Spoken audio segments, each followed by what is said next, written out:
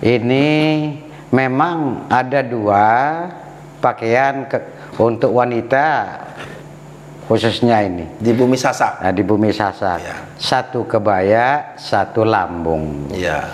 Nah, dari awal penyongkolan di Sasak ini dia selalu menggunakan kebaya. Bahkan di zaman Anak Agung berkuasa di Lombok, kebaya itu sudah dipakai dalam acara begawi, acara roah, acara penyongkolan Dan sebagainya. Nah, dan itu belum ada kita dengar tidak boleh. Nah, kalau ada yang merasa tidak pas menurut mereka, Ya. mari kita ketemu. Ya, kita Mungkin diskusikan. idealnya kita diskusi. Penyongkolan itu identik dengan gendang beli. Ya. Memang itu tidak harus. Iya, tidak harus. Nah, memang di awalnya gendang beli ini kan produk kemarin. Ya. Nah, yang paling awal itu adalah oncer. Oncer. Kalau memang kecimol ini siap menjadi pengiring dalam budaya, Ya. budaya tidak akan menolak, Ya. tetapi tentunya harus disesuaikan. Ya. Ya, pakaiannya harus pakaian adat. Ya. Nah, atraksinya Mana yang supaya kontra. mana yang sesuai dengan adat. Ya. Lalu pembelajaran etika itu di mana pada anak-anak yang masih di bawah umur, Ya. yang masih usia sekolah. Ya. Nah, ini yang kami harapkan. Ya. Memang tidak semua kecimol begitu. Tidak semua ya. Tetapi Banyak lah ya. satu makan nangka, semua akan agatah. Ini yang dasar sebenarnya kontra itu muncul Ya, ya. ya. Pada aksi-aksi penampilan-penampilan Ya. kecimol-kecimol yang berlebihan. Iya.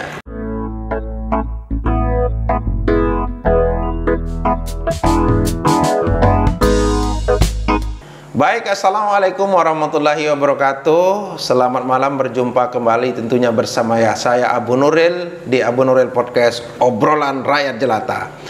Kali ini kita kedatangan tamu juga yang sangat luar biasa. Beliau adalah orang yang sangat paham tentang adat budaya.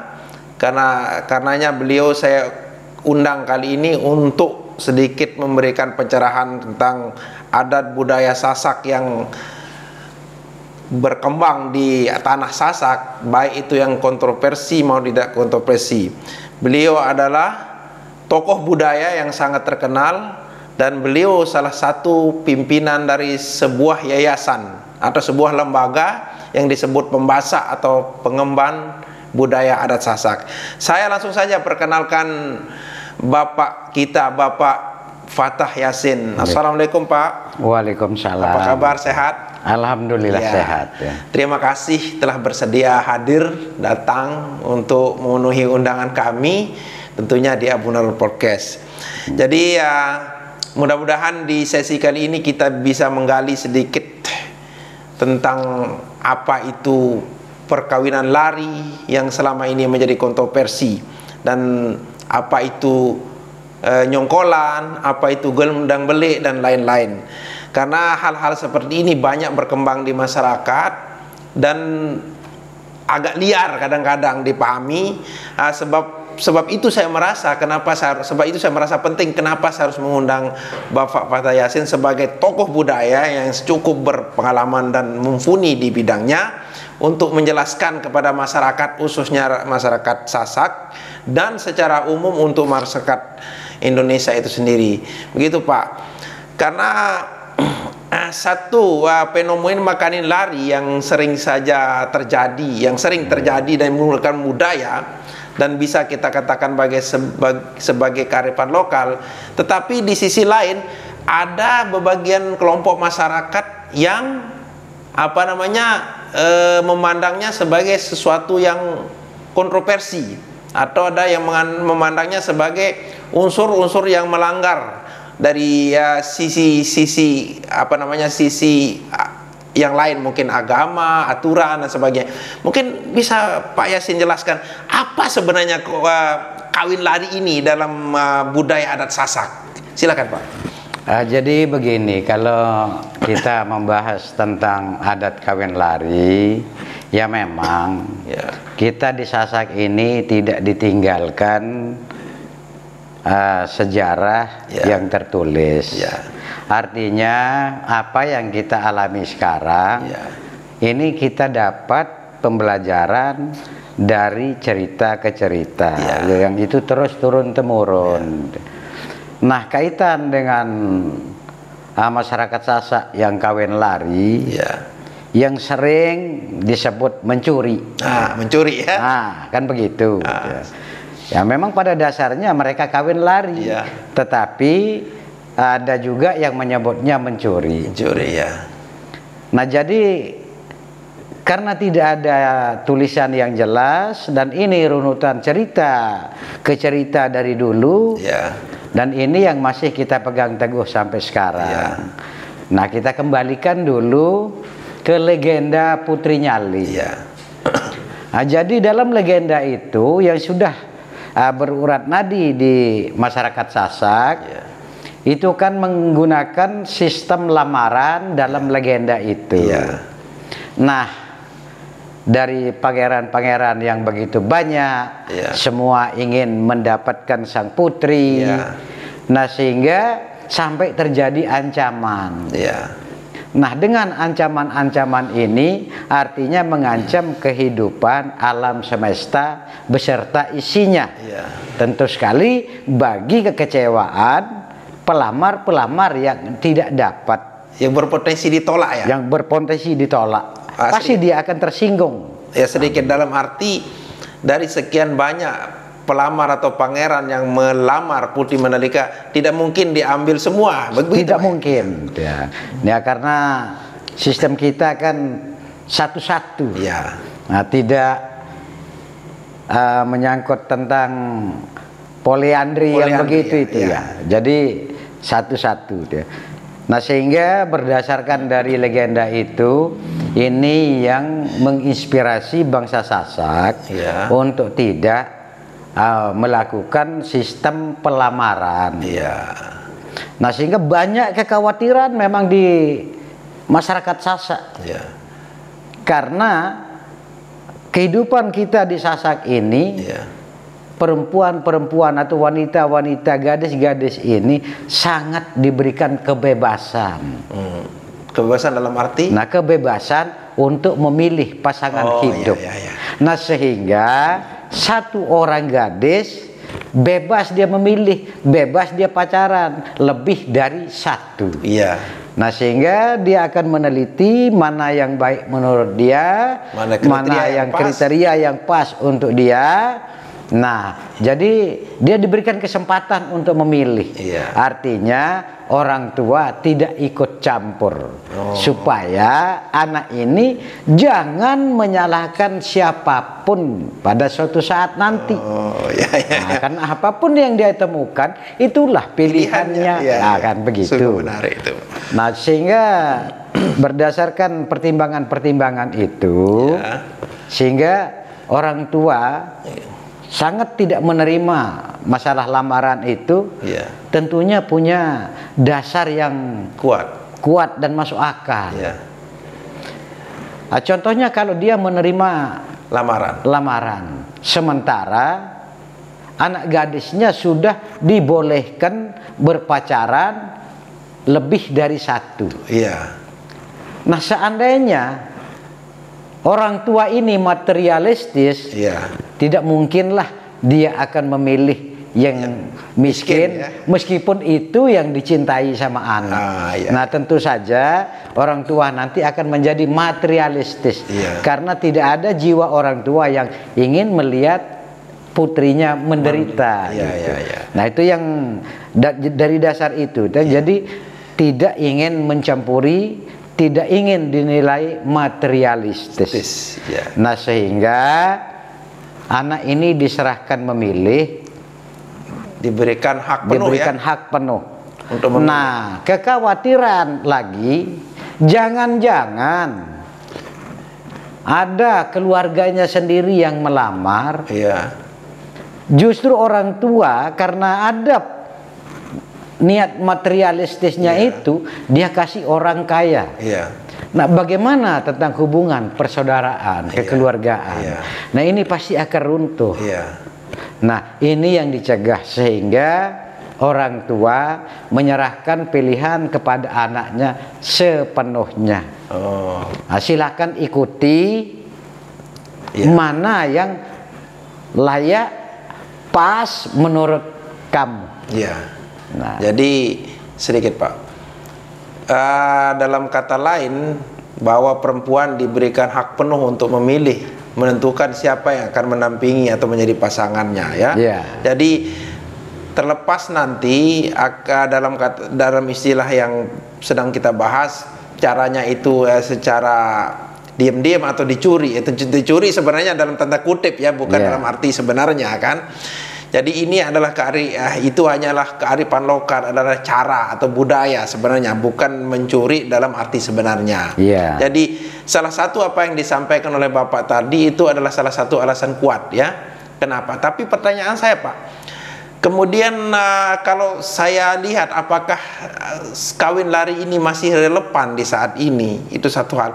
Karena memandang ada juga sebagian orang tua yang istilahnya masih juga dia tidak dicuri, dia tidak dilamar, tetapi masih ada juga perempuan, orang tua yang sebagian lah, mungkin tidak banyak, yang menekankan bahwa inilah pasangan yang cocok. Mungkin ada yang sifatnya hanya saran, kalau orang tuanya agak demokratis. Ada sebagian orang tuanya harus kawin dengan ini, kalau tidak kamu bukan anak saya lagi ya. Itu bagaimana pandangan Bapak tentang fenomena sebagian orang tua yang seperti itu? Jadi begini ya. Permasalahan anak-anak ini meskipun sudah diberikan dia kebebasan, tetapi paling tidak pasti ada bisikan. Mungkin bisikan itu nanti akan muncul melalui ibu, tidak langsung melalui ayah. Dalam bentuk nasihat lah ya. Dalam bentuk nasihat. Karena sang ibu juga sangat prihatin pada anak apabila salah pilih. Nah, sehingga dia memberikan saran, memberikan wejangan mana yang kira-kira pas. Karena orang-orang tua dulu juga mencari neptu. Artinya mencari peruntungan. Nah, andai kamu akan pilih si A, menurut petunjuk peruntungan ini yang akan kamu alami. Nah, kalau dengan ini tidak ada yang salah, sehingga muncul dalam istilah sasak, dalam perhitungan peruntungan itu ada yang paling dicari, yaitu bulan purnama begedong betekep. Ini sebenarnya yang paling dicari.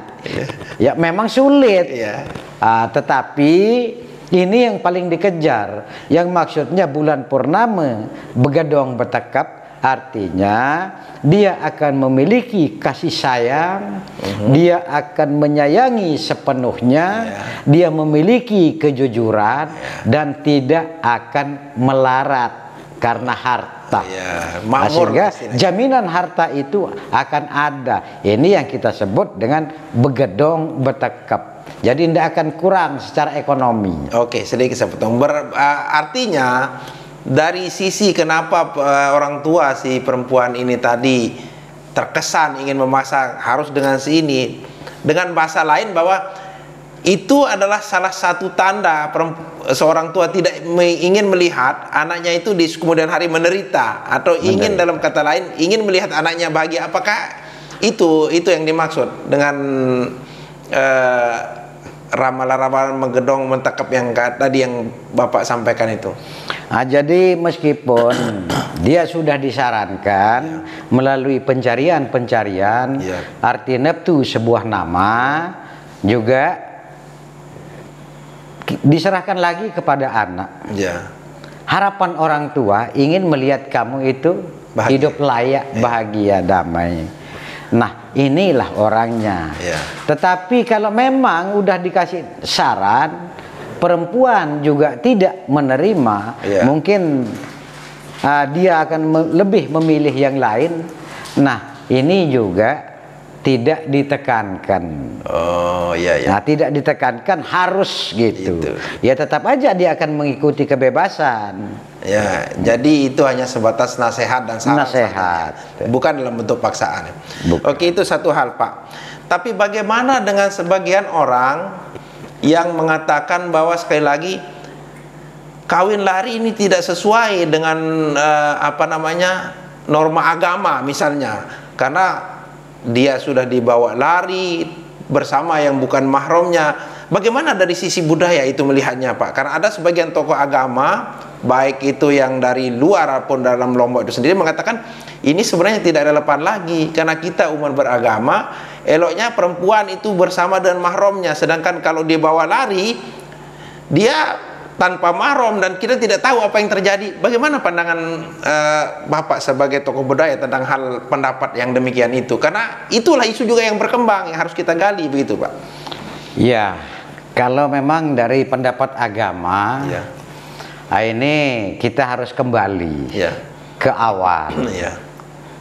Adat Sasak yang kita laksanakan, kita jalankan sekarang adalah adat bersendikan syarak bersendikan agama. Artinya antara adat dengan agama sudah tidak ada pertentangan. Nah, lalu bagaimana kita bisa berpendapat haram? Seandainya itu diharamkan, sejak Islam masuk di Lombok ini sudah tidak ada mestinya curi-mencuri. Tetapi itu tidak digubris karena dianggap oleh para wali yang mengislamkan bumi Sasak ini tidak melanggar. Nah, ini yang menjadi referensi kita juga untuk terus bertahan karena tidak ada pelanggaran, karena apa yang dilakukan di adat sama sekali pertentangannya tidak ada. Karena justru yang kita lakukan di adat adalah kemauan daripada agama. Nah, kaitan kalau ada yang mengatakan haram secara agama, ya kita kembalikan ke adat bersendikan syarak. Artinya ada apa di adat kalau masih haram? Padahal dia sudah bersendikan pada syarak yang bersendikan pada Al-Quran Kitabullah. Karena sudah dianggap sesuai, maka tidak ada nilai haram. Barangkali begini, Pak. Barangkali bukan haram, mungkin barangkali tidak dikatakan haram oleh sebagian tokoh, tetapi ada mudarat mungkin yang bisa terjadi, sebagaimana yang saya sampaikan tadi bahwa kawin lari tidak bisa tidak ada mahram. Kemudian ada yang mengatakan siapa yang bisa menjamin tidak terjadi apa-apa misalnya. Itu yang menjadi masalah maksud saya. Jadi mungkin sebagian tokoh agama tidak mengatakan itu, tapi ada yang mengatakan itu. Sebab itu saya suarakan dan saya coba tanya ke Pelunggum sebagai ahli budaya dan yang memahami tentang itu. Itu maksud saya, Pak. Mungkin sedikit. Jadi begini ya. Nah, kaitan dengan masalah mencuri ini yang lebih identik dengan kawin lari. Kawin lari ya. Nah, tetapi kan yang muncul kan istilah mencuri. Nah, secara logika, kawin lari, kenapa dia harus lari? Artinya dia tidak permisi pada siapapun. Nah, tak kala kita tidak meminta kepada pemilik, ya tetap aja mencuri. Nah, sekarang si lelaki, dia tidak akan pernah meminta ke ayah maupun ke ibu. Nah, sehingga dia mengambilnya diam. Padahal mereka ya sedang kawin lari. Tetapi pencuri itu muncul karena tidak pernah meminta resmi kepada pemilik. Ya tetap aja itu mencuri. Tetapi pencurian ini kan tidak seperti mencuri materi. Gitu. Mencuri dalam tanda kutip. Tanda kutip. Nah, itu. Oke. Baik, Pak, terima kasih atas pencerahannya tentang kawin lari itu supaya bisa dipahami. Sedikit saya jelaskan kepada pemirsa dimanapun Anda berada bahwa kawin lari adalah sebuah istilah di Lombok itu. Kalau kita lihat bagaimana ketelitian orang-orang dahulu ketika kita mau datang ngapel dalam bahasa kita ke rumah perempuan, jangankan berdekatan, perempuan itu memandang lurus kepada kita sendiri pun dilarang waktu itu. Dan barangkali itu udah budaya yang boleh dan dipertahankan, dan saya rasa itu hal yang sangat selaras dengan agama kita, Pak, ya, kalau kita lihat dari sisi agama itu satu hal. Dan kawin lari itu adalah sebuah istilah, tetapi itu adalah kearifan lokal sebagaimana yang Bapak Yasin tadi sampaikan.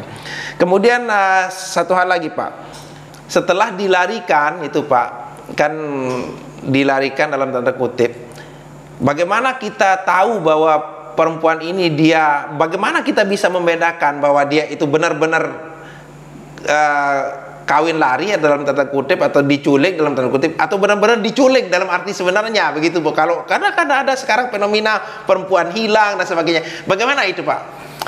Jadi masalah hilangnya seorang perempuan, gitu ya, yang tujuannya untuk menikah dengan hilang sebenarnya.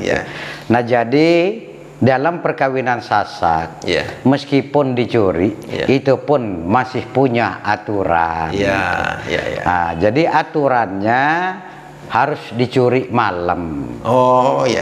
Nah, kenapa harus malam?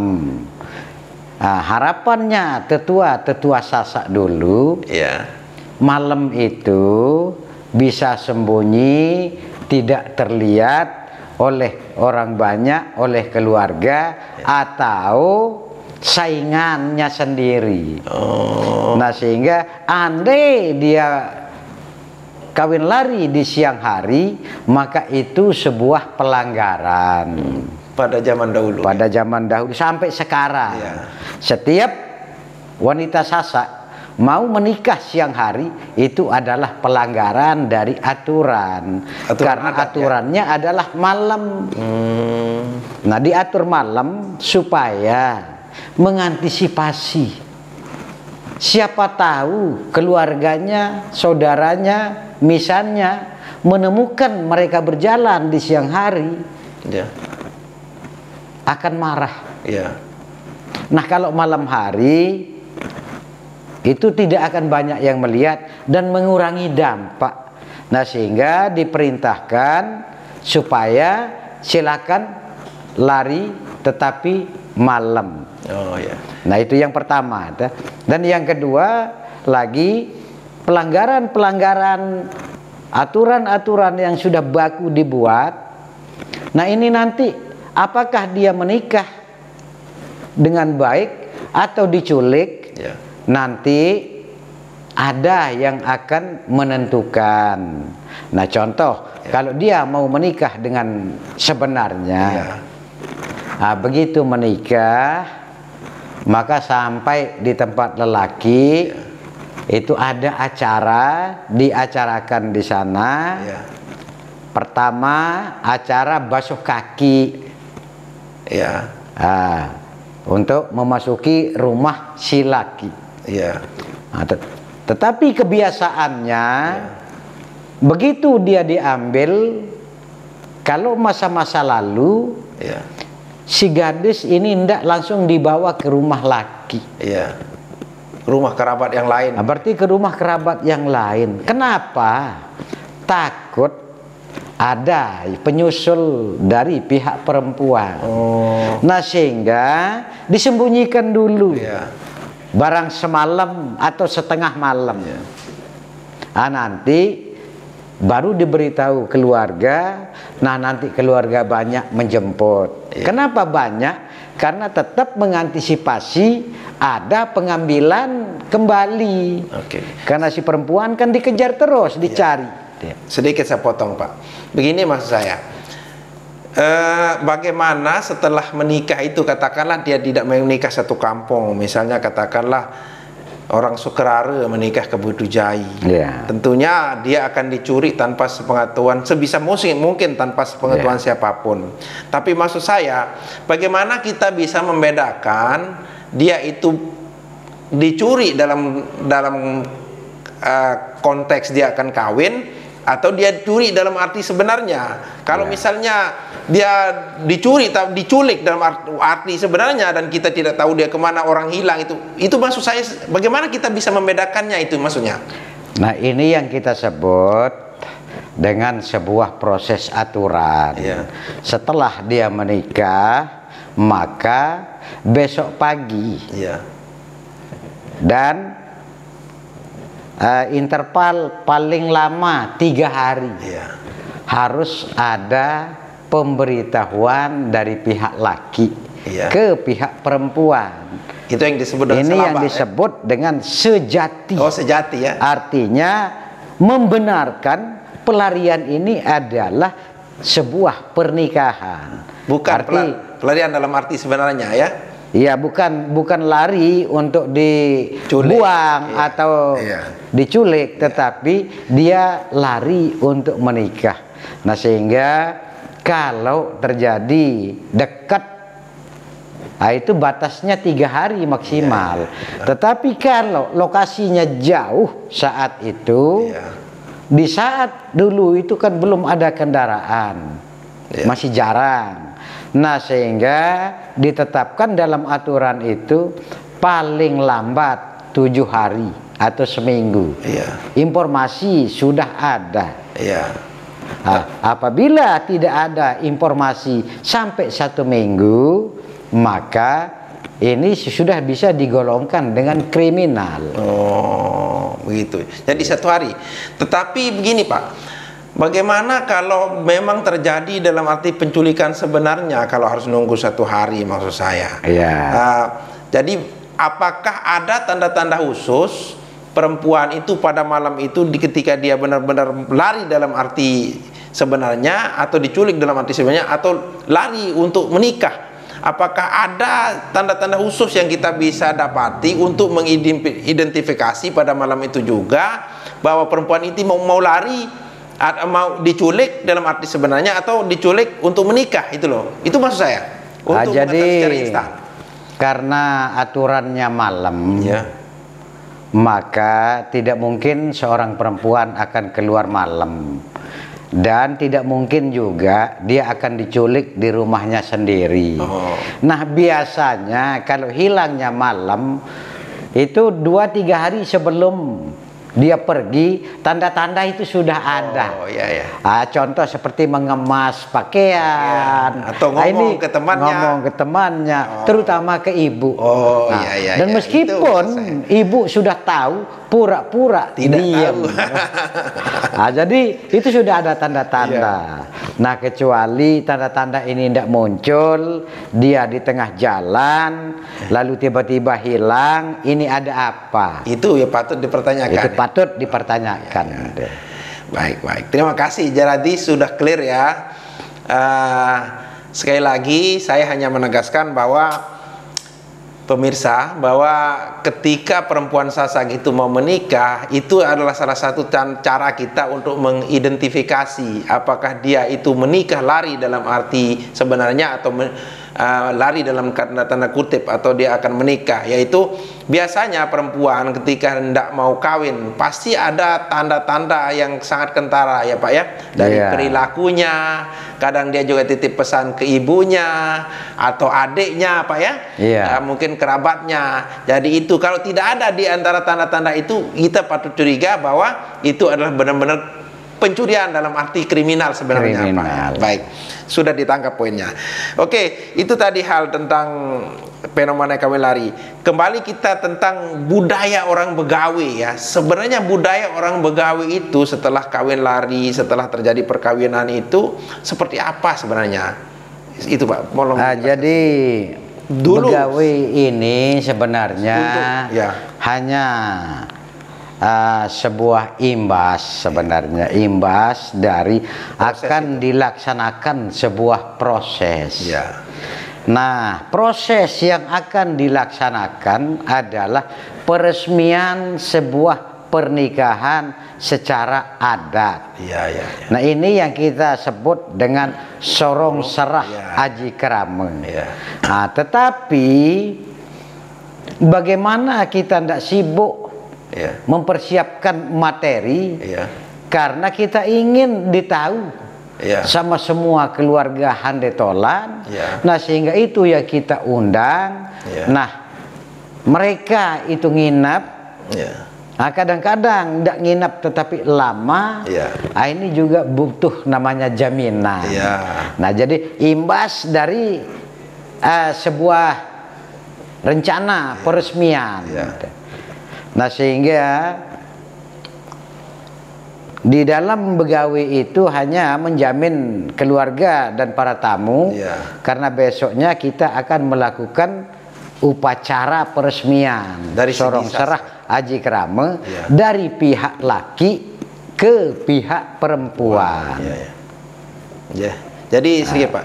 Jadi sebelum terjadi proses sorong serah Aji Krama dalam adat Sasak, pihak laki dan keluarga laki-laki dan perempuan tidak boleh ketemu begitu seharusnya ya?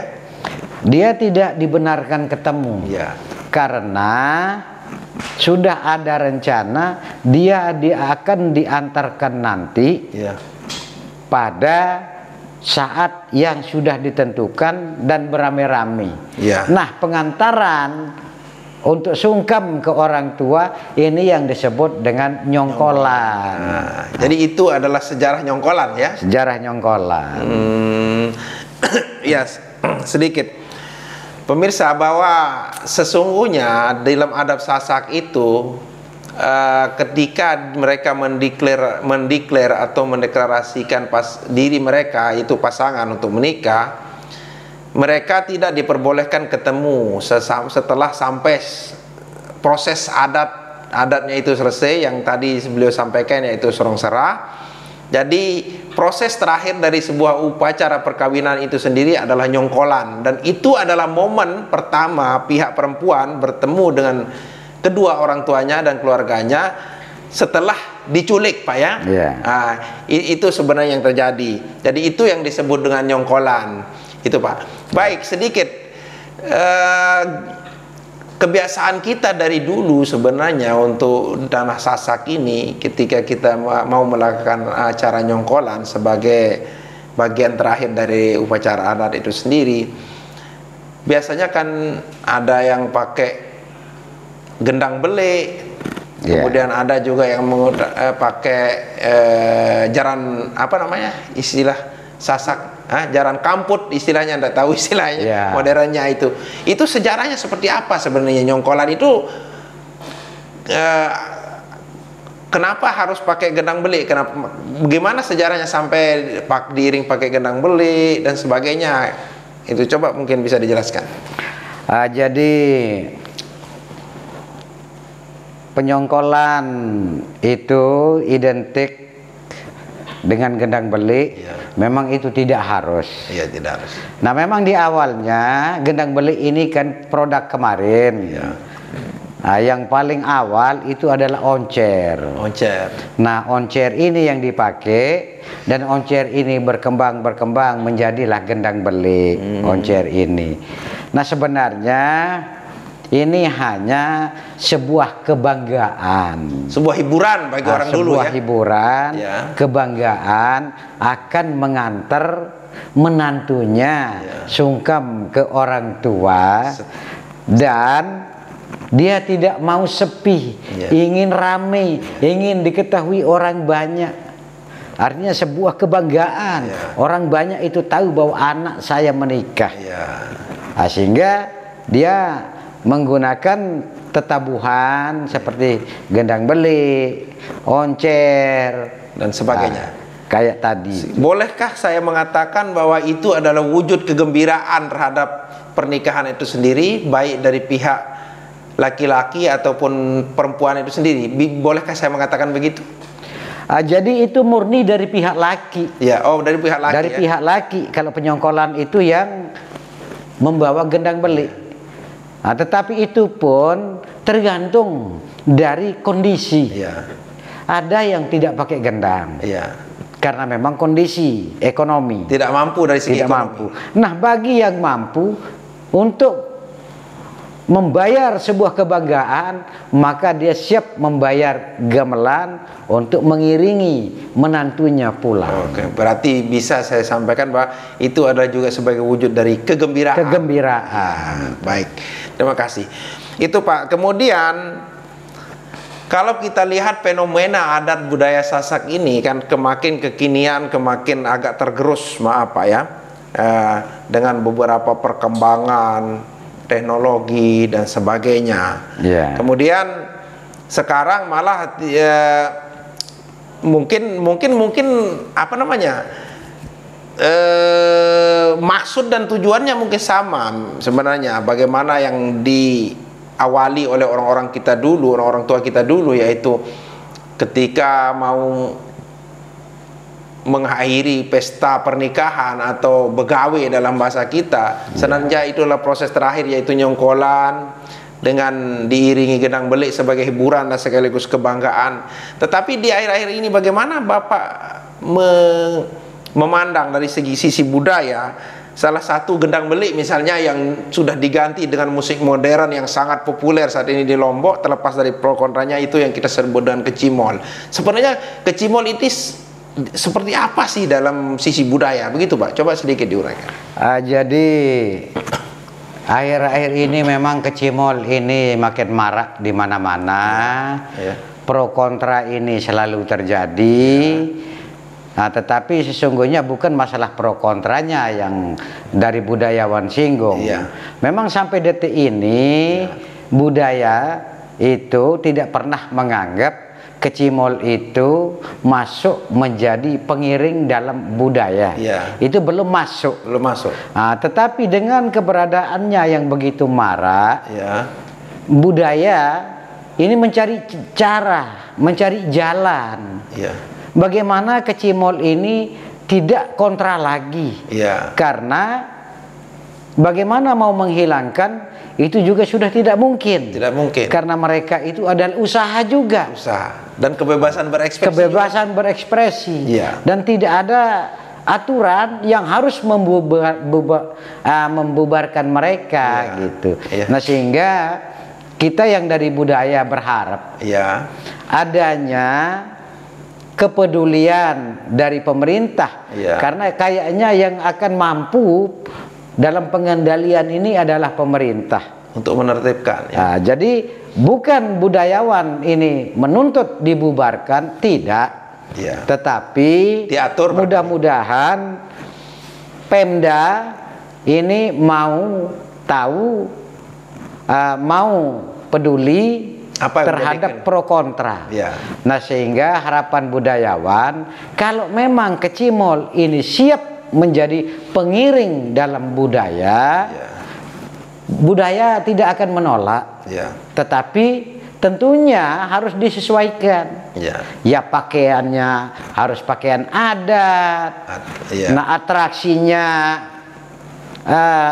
supaya mana yang sesuai dengan adat, penyanyinya silakan juga berpakaian adat, dan hindari sering sekali kita lihat botolan di situ. Nah, ini yang harus kita hindari supaya tidak memicu supaya tidak memicu. Nah, sehingga nanti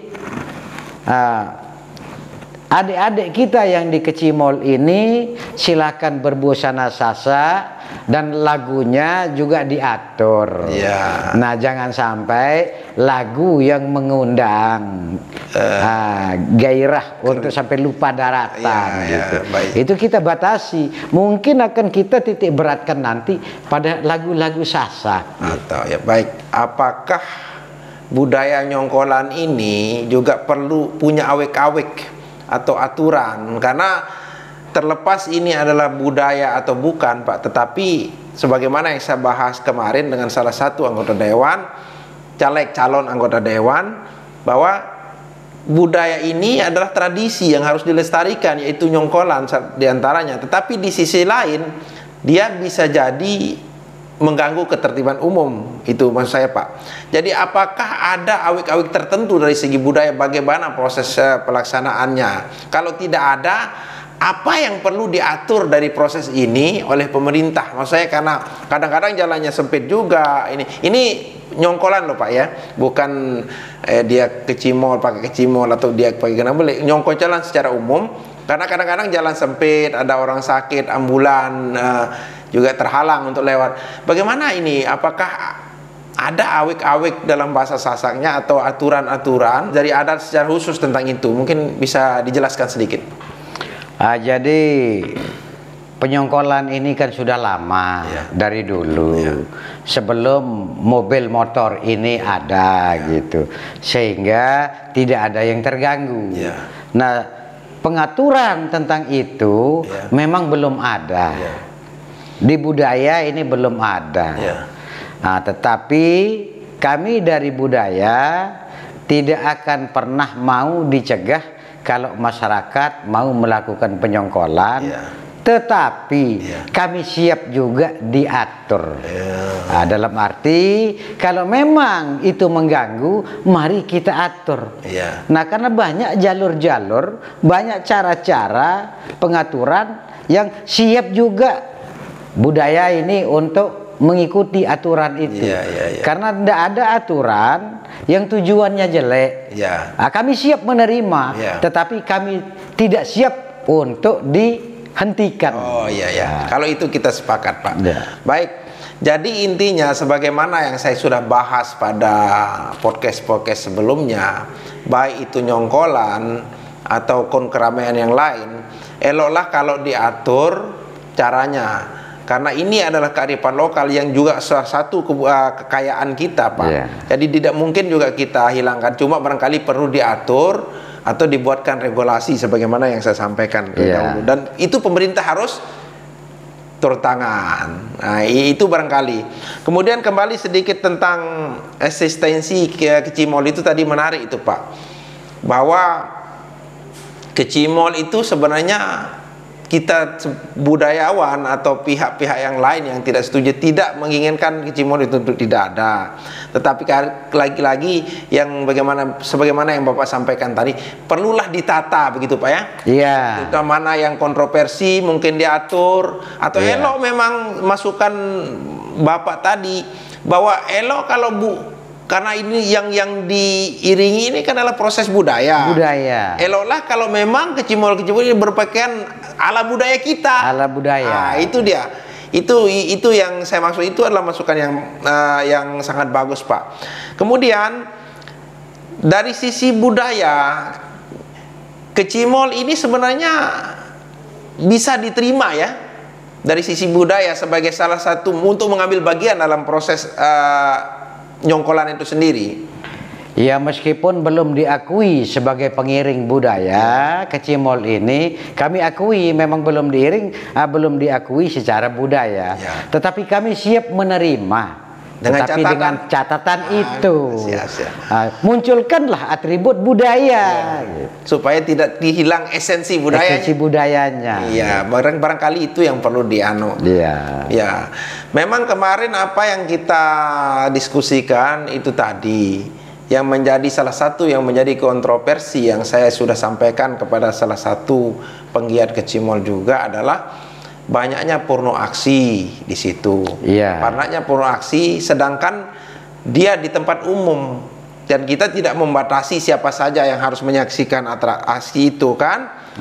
Ada anak-anak di bawah umur, ada orang tua, kemudian ada segala lintas tokoh. Dan sebab itu selalu dan berkali-kali saya katakan, eloklah pemerintah kalau segera turun tangan untuk mengambil tahu.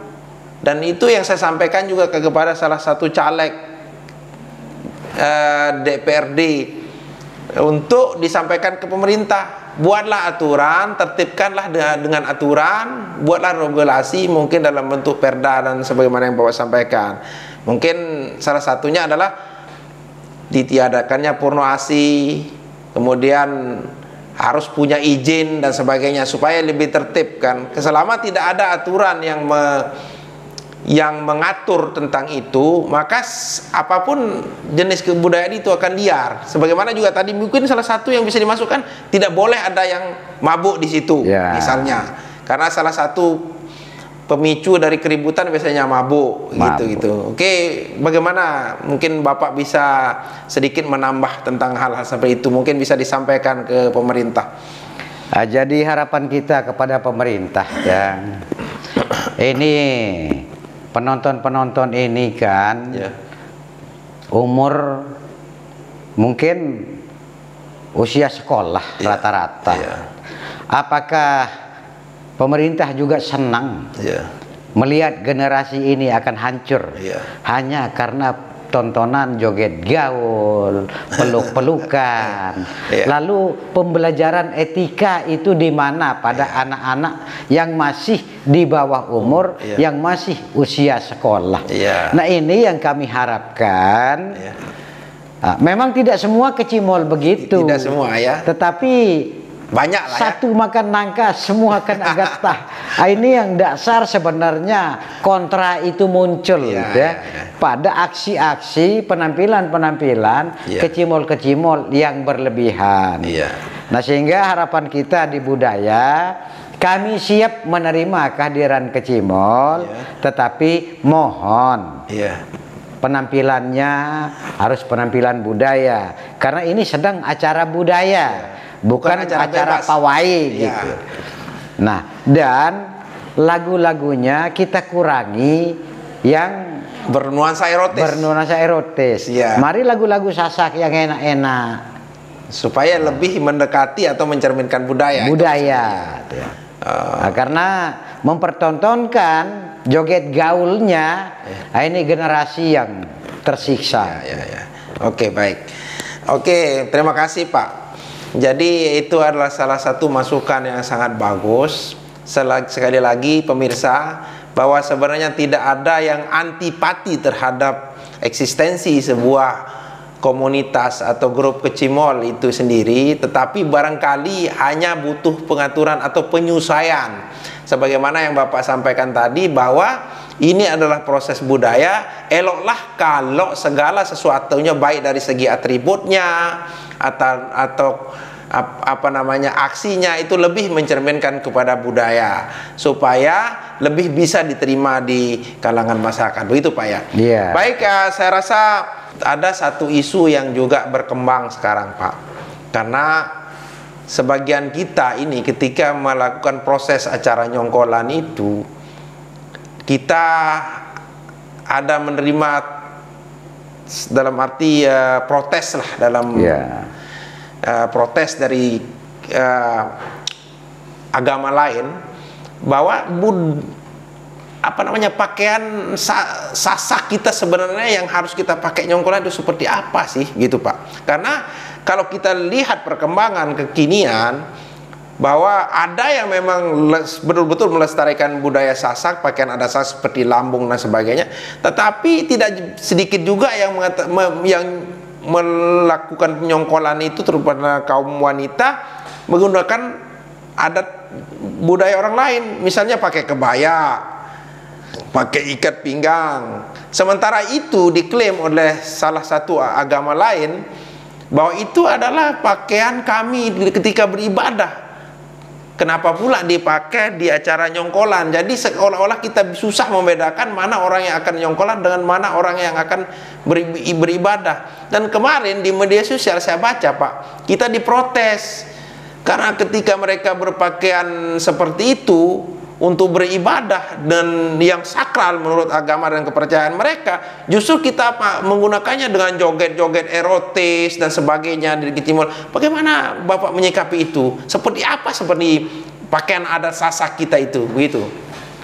Jadi kaitan pakaian-pakaian penyongkolan seperti kebaya, ini memang ada dua pakaian untuk wanita, khususnya ini di bumi Sasak. Di bumi Sasak, satu kebaya, satu lambung. Nah, dari awal penyongkolan di Sasak ini, dia selalu menggunakan kebaya. Bahkan di zaman Anak Agung berkuasa di Lombok, kebaya itu sudah dipakai dalam acara begawi, acara roah, acara penyongkolan dan sebagainya. Dan itu belum ada kita dengar tidak boleh. Nah, kalau ada yang merasa tidak pas menurut mereka, mari kita ketemu. Kita mungkin diskusikan. Idealnya kita diskusi. Karena dari dulu kebaya itu selalu ada. Oh, memang itu sudah memang lama. Sudah ada itu ya? Sudah ada. Terus bagaimana dengan lambung ini sendiri? Ini ada sasak dari sisi mana ini maksud saya? Dari trah mana kalau kita bilang begitu? Nah, kalau lambung ini yang murni memang dari sasak. Sasak ini busana yang paling awal. Tetapi kan karena perkembangan, nah sehingga busana ini pun berkembang model, berkembang jenis, termasuk berkembang pada kebaya. Dan kemarin kebaya itu pernah ada protes dari agama. Nah sehingga kita mencoba duduk bareng. Nah kebaya itu kan tembus. Nah sehingga kesepakatan kita dulu dengan agama itu, agama Islam agak transparan dari tokoh agama lah ya maksudnya. Sehingga dilapis dalamnya itu harus dilapis supaya tidak tembus. Nah kalau di sebatas lengan mungkin tidak apa-apa. Tetapi dilapis utuh pun kita siap kalau memang ini tidak benar atau kurang enak menurut pandangan agama. Dan itu pernah dilakukan. Jadi adat ini kan siap menyesuaikan diri dengan situasi. Tidak kaku ya Pak? Tidak kaku. Nah, kenapa kita siap? Meskipun adat Sasak ini mencuri atau kawin lari kayak tadi, karena adat Sasak ini siap untuk elastis, sehingga kalau memang dia harus dilamar caranya, adat Sasak mau kok melamar. Tapi tetap dalam konteks tetap menjalankan adat. Tetap menjalankan adat itu. Cuma disesuaikan lah ya. Disesuaikan. Artinya adat Sasak siap menerima adat manapun dan adat siapapun. Baik. Jadi kembali lagi saya pertegas Pak Bad, berarti kebaya itu sendiri sebenarnya bukan pakaian khas suatu kaum atau namanya agama orang lain saja sebenarnya, tetapi merupakan bagian dari pakaian adat kita sejak zaman dahulu. Selain daripada lambung itu sendiri. Itu yang saya mau pertegas karena kita sudah ada yang berkomentar. Jadi walhal dia itu adalah kebaya merupakan suatu pakaian sakral yang mana dipakai dalam resepsi sakral agama orang lain, itu adalah suatu kebetulan. Ya kebetulan saja. Suatu kebetulan sama ya. Kebetulan. Bukan berarti kita mengadopsi suatu pakaian adat yang bukan dari adat Sasak itu ya. Dan teman Bali juga harus sedikit bijak mengungkap masalah ini. Karena apa yang mengatakan dia sedikit harus bijak? Yang pertama, terlalu banyak kesamaan. Itu pertama. Mulainya dari kesamaan aksara yang sama-sama menggunakan aksara jejawan itu, aksara ceraka. Itu kita sama. Dan bahasanya kita pernah satu dalam berbahasa, sehingga kita pernah menyatu. Hampir susah dibedakan. Dan yang ketiga, terlalu sering terjadi kawin silang antara Sasak dengan Bali. Sehingga penyatuan-penyatuan itu tidak lepas dari penyatuan masalah kebaya. Barangkali itu adalah salah satu sejarah penyebabnya ya. Baik Pak. Baik Pak, terima kasih sekali lagi. Sebenarnya ada banyak sekali hal yang harus kita ungkap dari sisi budaya sebenarnya tentang kehidupan di Gumi Sasak atau Gumi Lombok itu sendiri. Tetapi karena waktu kita terbatas, dan mudah-mudahan kita bisa buat di lain sesi dan kesempatan. Kemudian itu dia tadi pemaparan dari Bapak Fatah Yasin yang merupakan salah seorang pendiri dari Yayasan Pembasak atau Pengemban Budaya Adat Sasak. Jadi jika ada hal-hal yang barangkali perlu diperjelas, mungkin bisa mendatangi lembaga beliau untuk diperjelas apa itu budaya, apa itu adat dan sebagainya dari sisi budayawan Lombok. Terima kasih, mudah-mudahan bermanfaat. Tapi sebelum kita tutup, mungkin ada satu kata penutup untuk saudara-saudara kita, Pak, bisa menurut. Jadi harapan kami, Dang, karena kebudayaan Sasak ini sekarang, Dang, sudah mulai tergerus karena budaya-budaya modern luar. Ya. Artinya, mari kita menyesuaikan diri dengan situasi. Jangan sampai kita itu bertahan dengan sesuatu yang tidak pasti. Nah, sehingga meskipun itu adalah budaya, bukan berarti dipertahankan, tetapi pemberlakuannya sudah tidak ada. Nah, sehingga mari kita sesuaikan sesuai dengan perkembangan zaman, dan kita tidak mau terbelenggu oleh adat itu sendiri. Nah, tentunya adat yang memang tidak mampu untuk kita laksanakan, ya mungkin pelan-pelan akan kita tinggalkan dengan membentuk sistem yang baru. Kita sesuaikan lah. Baik, terima kasih rekan-rekan. Itu adalah diskusi kami, itu perbincangan kami sebagai rakyat jelata bersama salah satu tokoh budaya yang sangat terkenal di Lombok Tengah, bahkan di NTB, Bapak Fatah Yasin. Terima kasih, itu akhir diskusi kami. Kami hanya berdiskusi dan Anda yang menilainya. Wassalamualaikum warahmatullahi wabarakatuh. Salam obrolan rakyat jelata. Waalaikumsalam.